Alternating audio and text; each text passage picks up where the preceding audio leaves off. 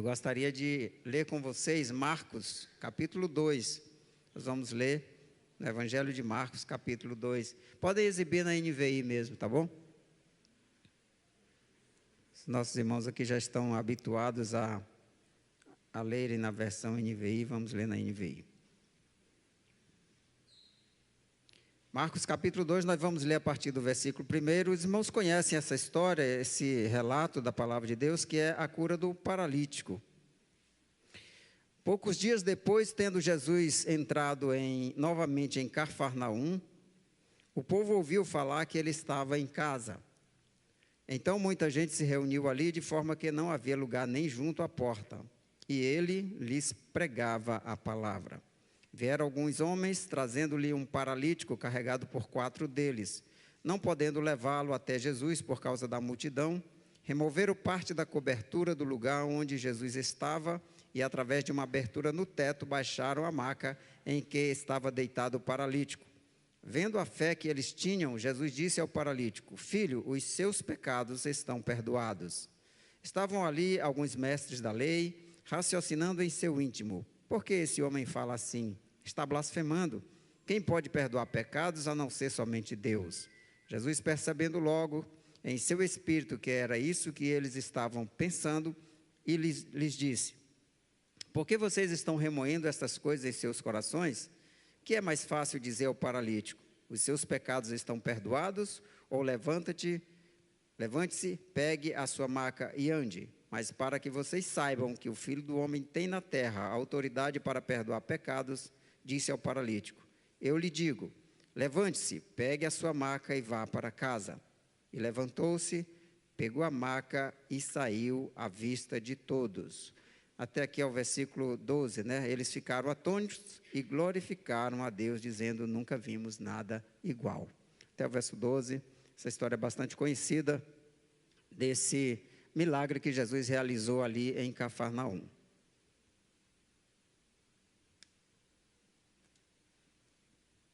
Aqui na nossa tradução, o título para essa leitura é o paralítico de Cafarnaum. Mas eu gostaria de usar como tema desse texto que vamos meditar nessa noite, uma pergunta: quem te leva para perto de Deus? Quem te carrega para perto de Deus? E que a gente meditasse sobre esse tema, meditasse nessa palavra, neste acontecimento que nós estamos vendo narrados aqui, e pudesse meditar usando esse tema como referencial para a nossa meditação. E aí, queridos, nós vemos nesse texto, eu fico assim, bastante admirado da ação daquelas pessoas ali, daquele momento, daqueles 4 amigos que levaram aquele homem à presença de Jesus, mas eu também fico pensando na atitude daquela multidão. Então, assim, às vezes nós estamos diante das oportunidades que Deus nos concede para sermos diferencial no reino de Deus, para fazermos a obra de Deus de alguma maneira. E às vezes nós ficamos precisando que alguém nos empurre, que alguém nos incentive, que alguém nos diga o que fazer, que alguém nos dê uma ideia, ou que alguém nos mande. E quando eu digo isso, eu olho especialmente para mim. Eu trabalhei mais de 35 anos de carteira assinada, mas eu acho que o único período em que eu fui algum tipo de chefia foi no início da minha carreira como supervisor no Banco do Brasil, e um pouco antes disso como gerente de uma área de crédito das Casas Pernambucanas. Talvez muita gente não conheça, mas na minha época as Casas Pernambucanas eram muito conhecidas, principalmente no Norte e Nordeste. Eu fui gerente do crediário ali. Mas eu sempre falei na minha vida que eu não tinha vocação gerencial. Eu nunca gostei de dirigir, e eu às vezes brinco, meio que brincadeira, mas meio que sério mesmo, que eu não gerencio nem a minha casa. Eu deleguei isso para a irmã Luciete, né? E aqui, porque eu tenho dificuldade de tomar iniciativas.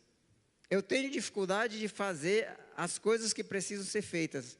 E aí, quando eu vim para cá, eu conversei com o pastor Botelho e falei: olha, eu já sou pastor há algum tempo, já estive com o pastor Inesilo, já estive em Sobradinho com o pastor Elienay, Já estive ali no Guará com o pastor Elias, estou vindo para cá para estar cooperando com essa igreja, mas eu gostaria que você me dissesse, pastor, o que eu tenho que fazer.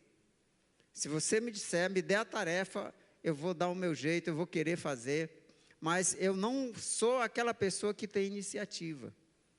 Mas eu fico, assim, muito feliz de ver que nem todos são como eu, e eu gostaria que todos vocês não fossem.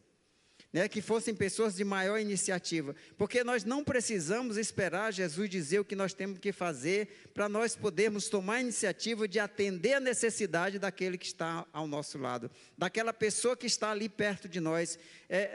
Nós precisamos aprender a tomar iniciativa. É claro que depois de tantos anos nessa caminhada, eu estou aprendendo aos poucos, né? Às vezes não precisa a mulher mandar eu lavar a louça, antes dela mandar eu vou, assim, eu já estou tomando alguma iniciativa, né? Mas assim, às vezes a gente precisa, irmãos, aprender isso. E eu fico muito feliz que aqueles 4 amigos, eu não vejo no registro bíblico o paralítico pedindo, eu não vejo no registro bíblico alguém incentivando, eu só vejo aqueles 4 homens se disponibilizando para pegar aquele seu amigo e levá-lo à presença de Jesus. E aí eu acho que esse é o grande chamado para cada um de nós, que nós estejamos sempre dispostos a estar pegando aquele nosso amigo, tomando pela mão, tomando pela maca e levando ele à presença de Jesus. Eu não sei qual é a pessoa que está precisando, às vezes, irmãos, é alguém aqui do nosso lado, às vezes é um irmão da igreja, é uma pessoa que está conosco ali e que talvez esteja usando uma muleta espiritual para conseguir sobreviver, está numa maca prostrado porque está espiritualmente debilitado, e nós podemos ser esse amigo que carrega essa maca até a presença de Jesus. Essa pessoa que coloca esse irmão, essa irmã no ombro e apoia ela nessa sua muleta espiritual, mas vamos caminhar até onde está Jesus, para que Jesus faça o milagre na vida dessa pessoa. Não é somente o milagre na vida física, que Jesus cura fisicamente, eu sou testemunha disso, mas também o resgate, a restauração da vida espiritual, que é o muito mais importante. E se você observar nesse texto da palavra de Deus, a primeira coisa que Jesus fez não foi curar o paralítico, mas foi curá-lo espiritualmente. Perdoado estão os teus pecados. A primeira cura que Jesus realizou na vida desse homem foi perdoar os seus pecados. E eu também fico assim admirado da indiferença e também do egoísmo da multidão que estava naquela casa. Eu imagino que a casa estava cheia, né? Porque diz que não havia lugar nem junto à porta. Eu imagino que talvez por fora da casa tivesse pessoas talvez tentando entrar, ou aglomerado tentando ver o que estava acontecendo. Eu sei que havia ali uma multidão compacta. Mas você imagina, chega ali, está aquela multidão compacta ali, em volta da casa, em volta de Jesus, dentro da casa, e chega 4 pessoas carregando um paralítico, e eles não abrem caminho. A Bíblia diz que eles não conseguiram entrar. Veja o nível de indiferença e de egoísmo daquelas pessoas que estavam ali em volta. Porque eu imagino que seria natural, se está uma multidão compacta aqui, você chega com alguém doente, um peso ali, você chega com licença, dá licença. Eu imagino que era natural que as pessoas fossem abrindo espaço para aquela pessoa entrar. Mas não foi isso que aconteceu. Uma vez eu vi uma cena muito bonita em Belém, nos 90 anos da Assembleia de Deus em Belém. O evento foi no estacionamento do Mangueirão, do estádio do Mangueirão em Belém. Uma multidão enorme, eu não tenho ideia do tamanho daquela multidão, mas eu sei que era uma multidão gigantesca, todo aquele estacionamento lotado, um palco montado lá na frente. E aí o pastor Samuel Câmara veio à frente e disse assim: meus irmãos, eu vou pedir uma coisa para vocês. Os irmãos que estão aqui à frente, encostados no palco, eles estão sendo esmagados pela multidão. Então eu vou dar um comando para vocês, eu vou contar até 3. E quando eu disser 3, eu quero que todos vocês, Do último irmão que está lá no final do estacionamento, até o irmão que está aqui na beira do palco, todos vocês dêem um passo para trás. E ele contou 1, 2, 3, e a multidão se moveu em um só movimento. E ele disse, muito obrigado, as pessoas agora estão conseguindo respirar aqui na frente.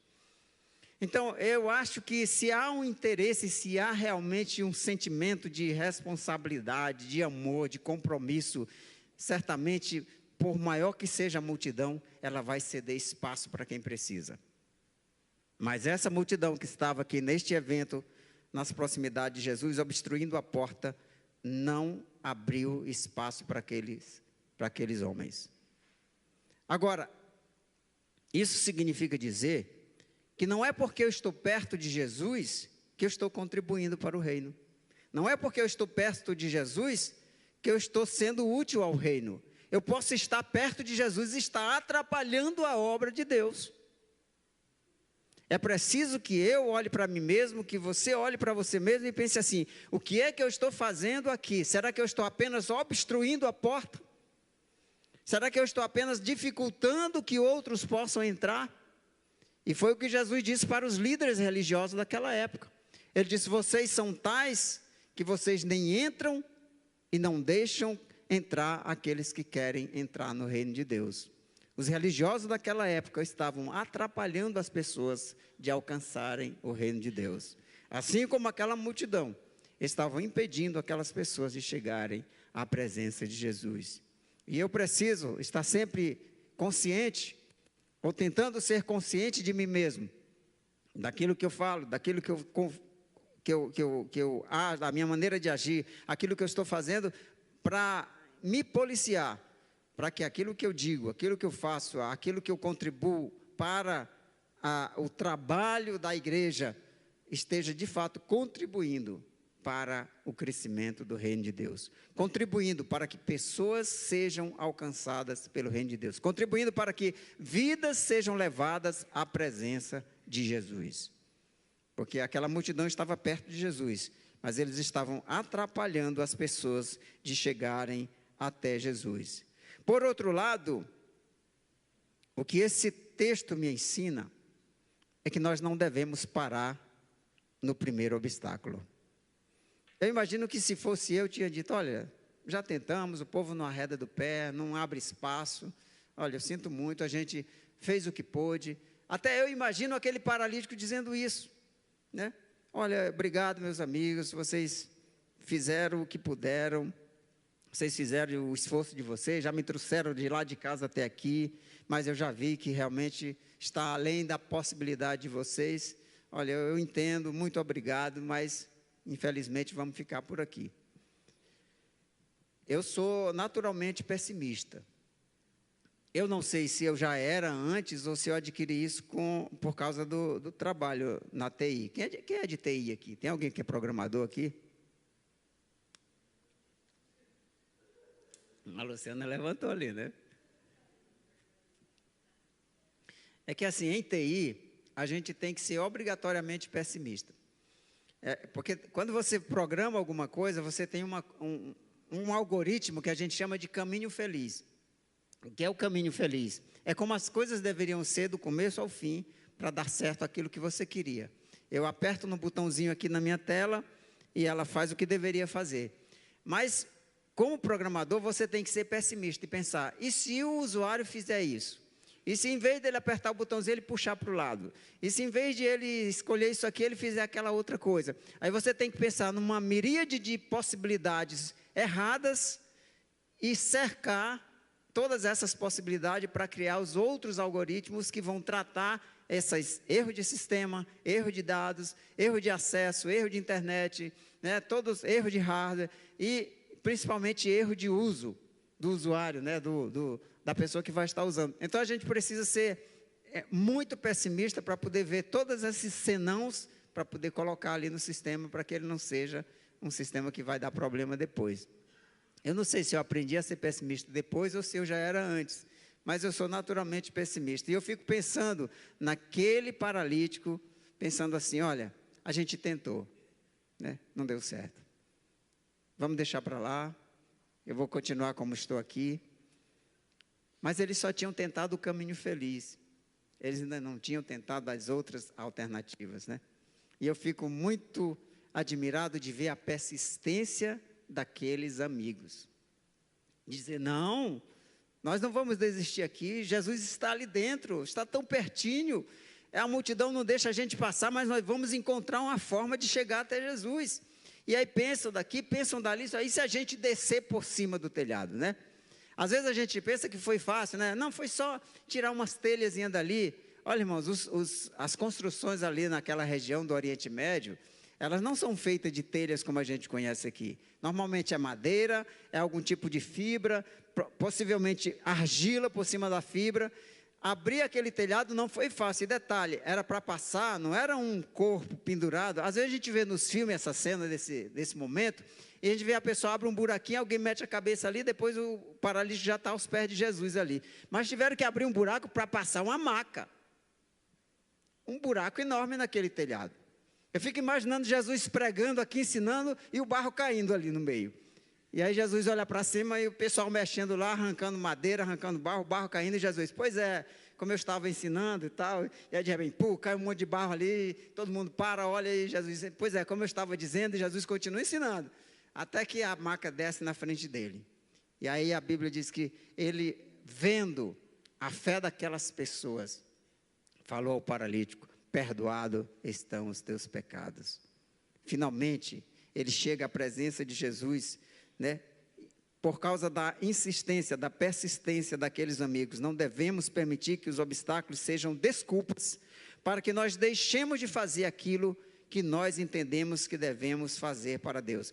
Não devem ser desculpas para que nós deixemos de fazer aquilo que Deus colocou no nosso coração para fazer para o seu reino ou para alguém que está ao nosso lado. Os obstáculos não são desculpas, irmãos.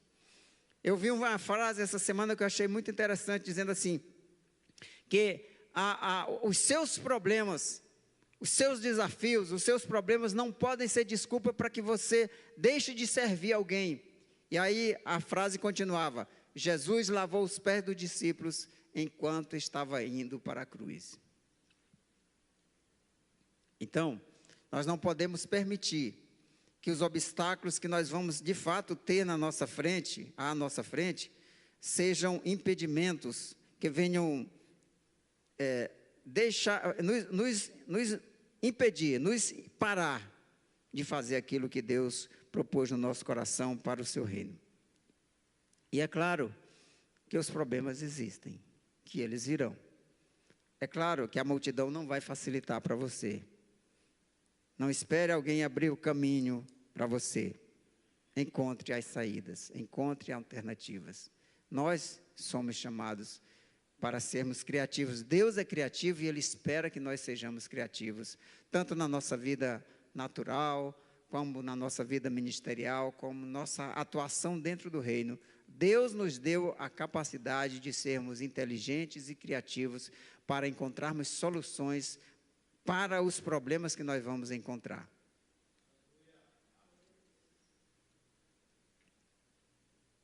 E eu estou falando de problema de verdade, né, irmãos? Porque se tem uma coisa que crente é especialista, é arranjar problema onde não existe, sabe? Falar nisso, o problema do estacionamento foi resolvido? Não, é porque assim, a gente é muito fácil a gente arranjar problema, principalmente para levar para o pastor. Aí, ó, vem aqui, liga para o pastor. Pastor, é o seguinte, ó, domingo passado, você não sabe, mas olha, eu não consegui estacionar meu carro, porque o diácono que devia estar lá não chegou atrasado, o estacionamento estava fechado, não sei o quê, tal. Gente, eu estou falando que Deus nos dá a capacidade, a criatividade para resolver, solucionar os problemas, problema de verdade. A gente encontra problema de verdade. A gente pode encontrar um endemoniado na nossa frente e ter que lidar com isso.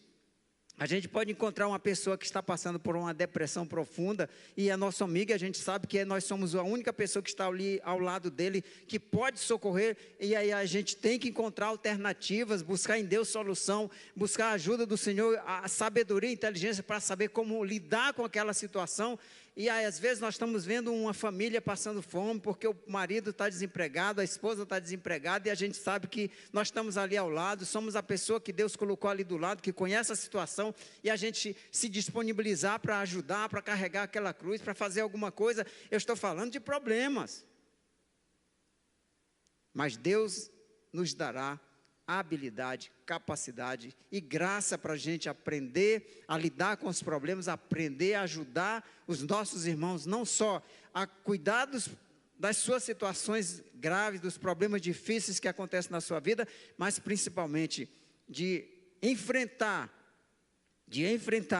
as barreiras que o inimigo coloca na nossa frente, na frente dos nossos irmãos, ou daquelas pessoas que nós estamos tentando levar para Jesus, para que nós não deixemos que esses impedimentos nos paralisem, para que nós possamos continuar firmes no propósito de levar as vidas até Jesus, de levar as pessoas para Cristo, porque o inimigo vai colocar empecilho, ele vai colocar impedimento, ele vai colocar barreiras, a multidão não vai facilitar para mim, nem para você, mas nós vamos achar a saída. Eu creio que nós podemos achar a saída, né, que Deus vai nos dar a capacidade de achar a saída para levarmos essas vidas até Jesus.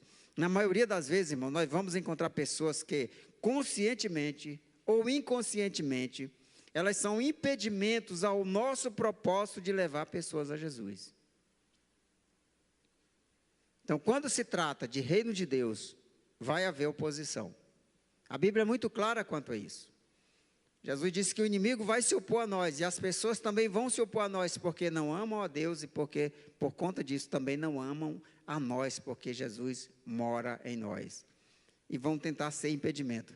Assim, mas não bastasse as nossas próprias falhas, porque nós temos mesmo, não bastasse a nossa própria falta de confiança, nossos medos, comodismo, tudo aquilo que muitas vezes bate no nosso coração, tem também os outros, que às vezes nos desanimam, que nos decepcionam, que não nos ajudam, que não cooperam, que atrapalham. E aí, se você já tem uma tendência a ser pessimista, a coisa só vai piorar. Eu fico imaginando quantas vezes aquele paralítico talvez puxou para trás, quando aqueles amigos tentaram levar eles para Jesus. Porque você imagina a vida de um paralítico hoje, já não é fácil. Uma pessoa que tem problema de mobilidade, hoje já não é fácil. Mas ele tem facilidade já, tem cadeiras elétricas, né? A maioria dos lugares tem rampa, acessibilidade, os prédios já estão sendo adaptados para facilitar a vida dele. Você imagina como era naquela época, para uma pessoa que tinha problema de mobilidade. Agora você imagina a quantidade de tristeza, de amargura, de decepção que aquela pessoa carregava. Nós vemos aquele paralítico no tanque de Betesda, quando Jesus chega para ele e pergunta: você quer ser curado? O que é que ele diz? Quero, Senhor, quero caminhar, né? Não, ele começa a se lamuriar. Ele está cheio de amargura, está cheio de decepção. Olha, Senhor, olha, você quer saber? Eu estou aqui há tanto tempo.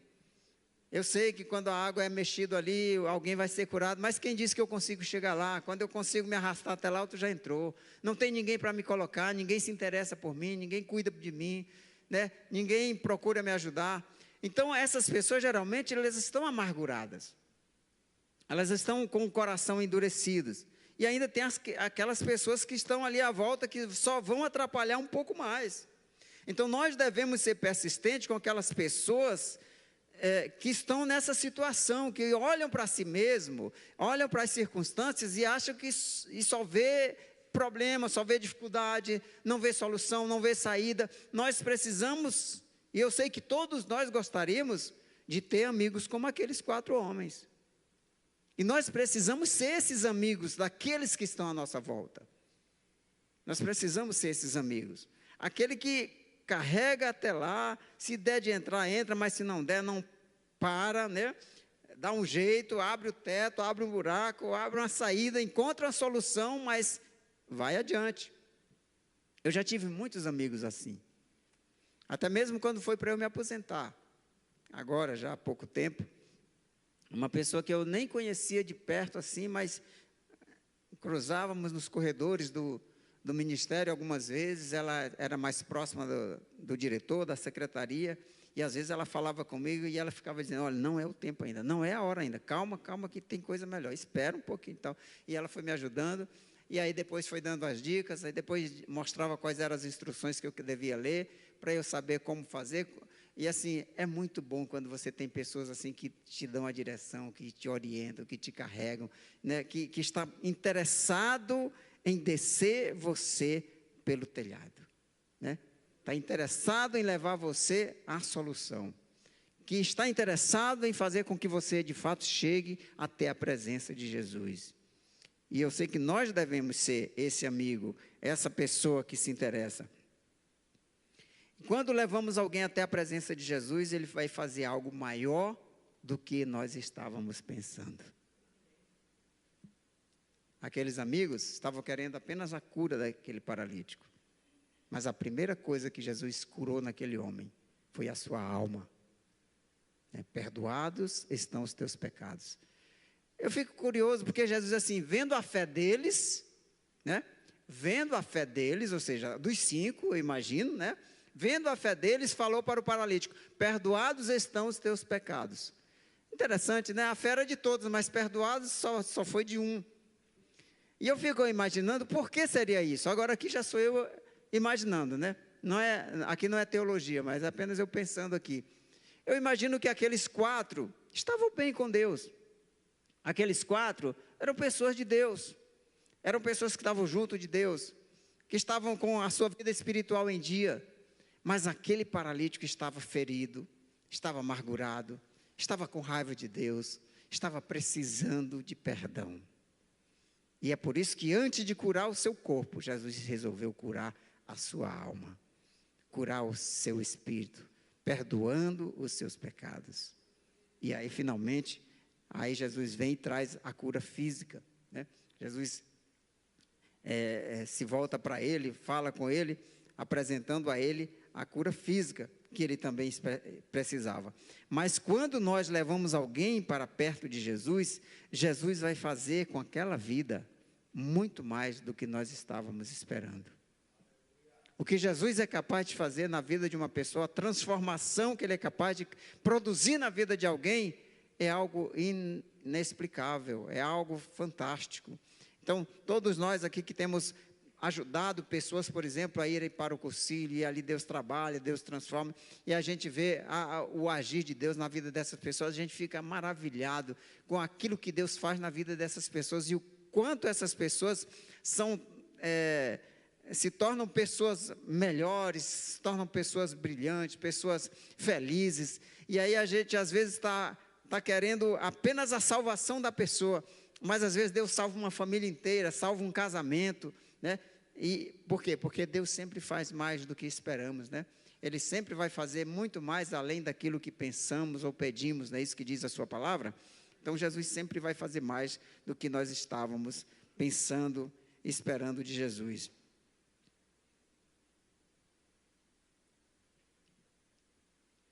A mesma multidão que atrapalha alguém de se aproximar de Jesus, facilmente abre caminho para a pessoa sair da presença de Jesus. Olha o que diz o versículo final aqui. Verso 12. E levantando-se ele, e tomando logo o leito, saiu da presença de todos, de sorte que todos admirados glorificavam a Deus, dizendo, nunca vimos tal coisa. Como é que é? Quer dizer que não deu problema nenhum para aquele homem sair com a cama na mão ali, no meio daquela multidão que não deixou ele entrar. Perceberam como não teve dificuldade? Não disse assim, ele tentou sair, mas não deixou, a multidão não deixou. Tinha muita gente ali na porta, tinha muita gente enchendo o espaço. Não deu para ele sair, porque afinal ele estava com a cama na mão, estava difícil sair. Ele teve que ficar ali. A Bíblia diz que ele pegou a sua cama e saiu, e não mostra nenhuma dificuldade para ele sair daquele lugar. A mesma multidão que bloqueia o teu acesso a Jesus, é a mesma multidão que vai facilitar a tua saída da presença dele. Então a gente precisa ter cuidado Em que multidão nós estamos inseridos? Quem é que está à nossa volta? Quem é que está nos influenciando? A quem estamos ouvindo?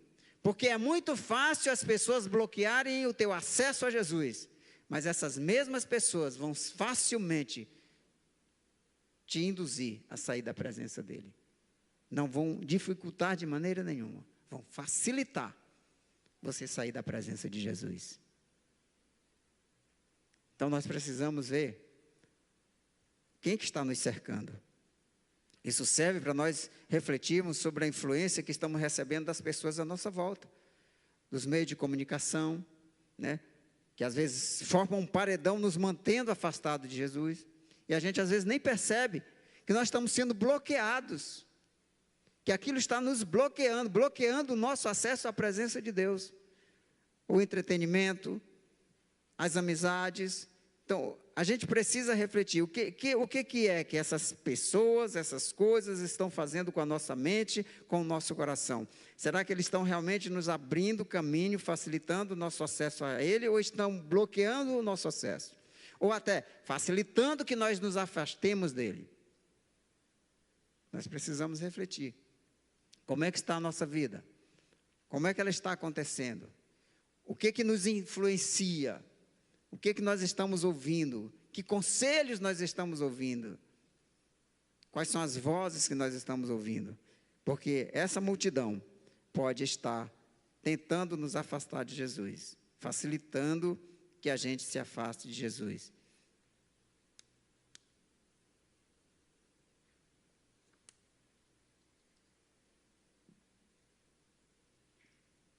Paulo, quando ele fala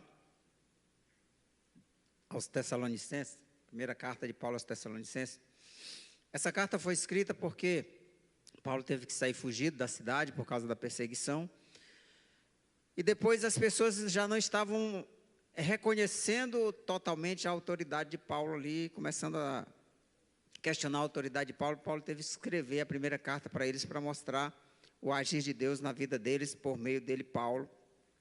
E aí Paulo ele usa 4 metáforas para falar do trabalho que ele fez ali. A primeira metáfora que Paulo usou foi a metáfora do mordomo.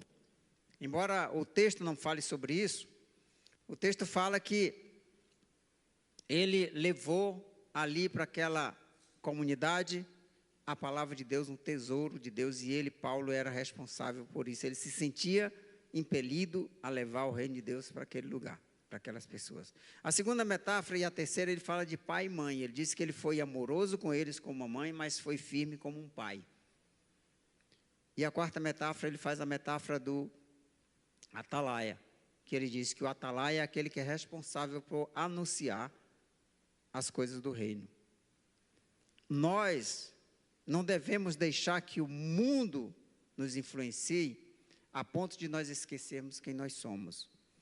Hoje, quando falávamos, foi o nosso núcleo de convivência hoje, foi um dos últimos, né? Domingo, já encerrando aqui o primeiro texto que nós estamos vendo no núcleo de convivência, estamos falando sobre o novo nascimento, sobre vida eterna, vida espiritual, e nós estávamos falando uma pergunta que fazia esse seguinte questionamento: como você explica a expressão está no reino, aliás, está no mundo e não ser do mundo, né? E nós falamos a questão, o exemplo que eu consigo ver, que é bíblico também, o exemplo do diplomata, né? De um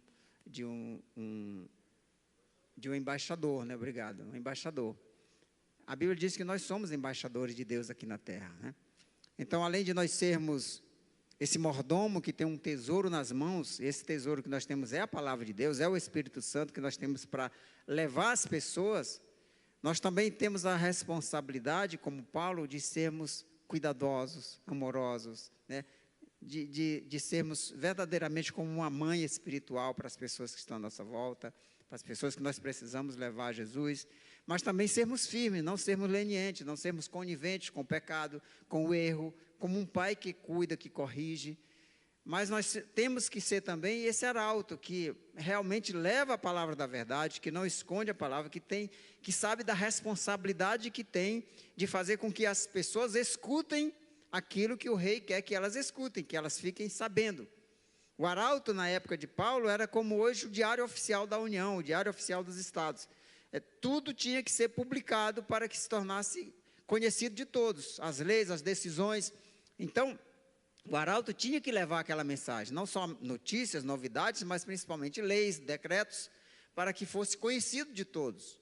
Então, nós temos os decretos de Deus sob a nossa responsabilidade e precisamos levar até as pessoas. Elas precisam ouvir o que Deus tem para dizer para elas, né? E somos esses embaixadores de Deus que estamos aqui na terra. E é interessante que o embaixador, e eu comentei isso hoje, por exemplo, peguemos o exemplo da Embaixada dos Estados Unidos ali no plano. Aquela área ali, apesar de estar dentro do Estado brasileiro, dentro do nosso território, no momento em que o Brasil cede para a embaixada, aquele espaço deixa de ser território brasileiro. Ali é território dos Estados Unidos da América. Eu não posso ir lá, você não pode ir, a polícia não pode, o exército não pode, ninguém pode entrar ali a não ser a convite do embaixador dos Estados Unidos. Então, significa o quê, queridos? Ele não está nos Estados Unidos, ele está no Brasil. Assim como eu e você não estamos no reino de Deus, fisicamente estamos no mundo. Mas somos embaixadores de Deus, somos embaixadores do reino. Mas significa que onde eu e você estivermos, ali está a embaixada do reino de Deus. Onde eu e você estivermos, ali está o reino de Deus. O inimigo não nos toca, o inimigo não tem permissão, autoridade para invadir o espaço que nós estamos ocupando, porque é espaço do reino de Deus. Como embaixadores, nós estamos declarando o lugar onde nós pisamos uma embaixada do reino de Deus. Então, nós devemos entender que nós somos chamados para levarmos as pessoas à presença de Cristo. Nós podemos chamar as pessoas que estão no mundo para que elas entrem na embaixada. Mas elas só podem vir se nós convidarmos. Elas só podem entrar se nós convidarmos. Mas nós, como embaixadores de Cristo, nós devemos trazer as pessoas para dentro do reino de Cristo. É responsabilidade nossa trazer as pessoas para o reino de Deus. Então eu vejo algo similar com a atitude de Paulo, a atitude daqueles homens. Eles botaram, assim, eles tiveram aquele amor, né, aquele cuidado, talvez tiveram que falar duro com ele quando ele estava desanimando, dizendo, não vou mais, você vai, nós vamos levar você, né, com amor e com firmeza, vamos tentar outra opção. Então, eu sei que muitas vezes, né, nós temos que ser amorosos, mas temos que ser firmes para ajudar as pessoas a saírem do erro. Mas nós precisamos fazer isso com o amor de mãe. Com o amor de mãe. Mas com a responsabilidade de um embaixador. Com a responsabilidade de um arauto. Com a responsabilidade e a firmeza de um pai que se importa, que cuida do filho. Olha, eu não sei você, querido. Assim, mas para mim, em mim, assim, a atitude daqueles homens me causa um certo desconforto, daqueles amigos do paralítico, sabe? Porque olhando para a minha vida, eu fico me perguntando quantos telhados eu já abri. Aí você pode olhar para a sua vida e pensar, quantos telhados você já descobriu, quantos paralíticos espirituais você já levou até a presença de Jesus. É uma coisa que a gente tem que pensar, sabe? Será que eu estou me interessando pelos paralíticos espirituais, os doentes espirituais que eu estou vendo à minha volta? Será que eu estou disposto a subir no telhado, abrir o telhado e descer essas pessoas até a presença de Jesus? Ou simplesmente eu esbarro na primeira barreira, na primeira multidão, no primeiro obstáculo e digo, olha, eu fiz a minha parte, deixa para lá, não era da vontade de Deus. Isso aí é porque isso aí deve ter nascido para se perder mesmo. Isso aí não nasceu para ser salvo, não. Deve estar predestinado ao inferno, isso aí. Será que é assim que acontece comigo e com você? Que assim, olhando para a minha vida, eu percebo que talvez não foram muitos os telhados que eu abri, sabe? Por isso a atitude deles me incomoda. Mas eu tenho uma boa notícia. Se isso mexe com você, isso mexe comigo. Mas se isso mexe com você também, eu tenho uma boa notícia. Nós estamos cercados de doentes, de paralíticos espirituais, esperando que sejam levados por nós até a presença do Senhor. Se nós olharmos à nossa volta, sempre vamos ver que tem alguém ali disponível, precisando, para que a gente pegue pela mão. E assim, o exemplo desse texto bíblico é que às vezes você sozinho não consegue. Às vezes tem que pedir ajuda de alguém, tem que ser, Ismael, vamos lá comigo, vamos conversar com aquela pessoa, né? O Edésio, vamos lá comigo, aquela pessoa ali, eu preciso falar com ela, mas eu sozinho não estou conseguindo. Às vezes tem que ser 4, né? Para levar o paralítico e descer pelo teto até a presença de Jesus. Mas o interessante é que o médico dos médicos, que cura fisicamente, que cura espiritualmente, que salva e leva para o céu, continua aqui no meio de nós, querendo salvar vidas, querendo perdoar pecados. Nós precisamos ser esses amigos, que pega a maca e leva as pessoas até a presença de Jesus. Querido, paralítico não vai sozinho até a presença de Jesus. Morto espiritual não vai ser ressuscitado se nós não levarmos a presença de Jesus. Nós precisamos levar as pessoas à presença de Jesus, para que sejam ressuscitados espiritualmente, para que sejam curados espiritualmente e para que sejam curados fisicamente também.